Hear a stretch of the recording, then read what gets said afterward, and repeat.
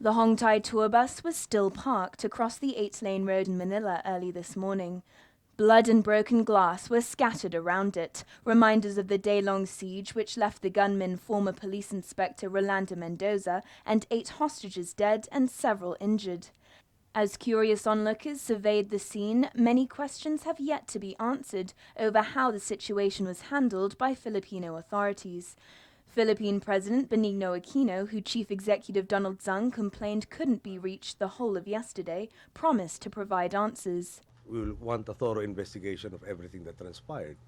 Then, hopefully, we will find the measures that can be instituted to increase the sense of well-being and security of our people. As people all over the world watched the events unfold live on television, its bloody conclusion has left many angry and frustrated at the Philippine government. During the day, the gunman appeared to be negotiating calmly. Mensoza was accused of extortion and dismissed from the police force in 2008 and was demanding his job back along with all the retirement benefits. The two negotiators were seen walking back and forth to the bus with food for the hostages and fuel to keep the air conditioning going. They appeared to be making progress after 9 people were released throughout the afternoon. But then the situation turned ugly. We were hoping as it wore, as the stress wore him down, then he'd be more and more amenable to finding an amicable or peaceful solution to the problem. Unfortunately, that changed. And it changed quite rapidly. And the reason it changed appears to be clear. Mensoza was watching the television in the bus and became incensed when he saw his brother getting arrested for allegedly helping him. According to the driver, who managed to escape, Mensoza began firing his gun wildly inside the bus.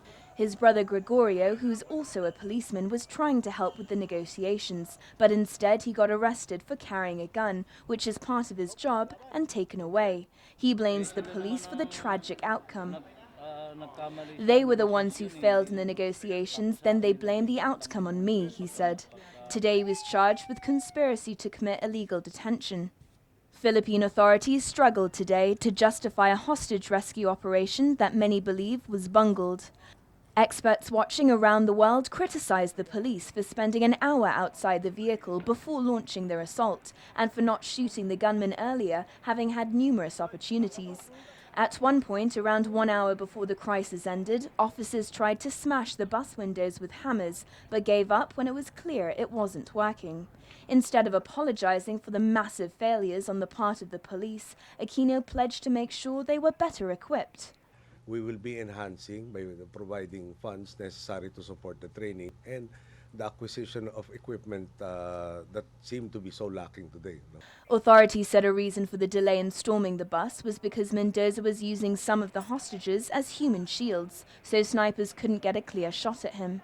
And while the crisis dragged on for most of the day, government officials boasted a speedy end to it. In this case, it was resolved quickly, not in the way we wanted, but it was resolved quickly. It's not like a long drawn-out hostage-taking affair.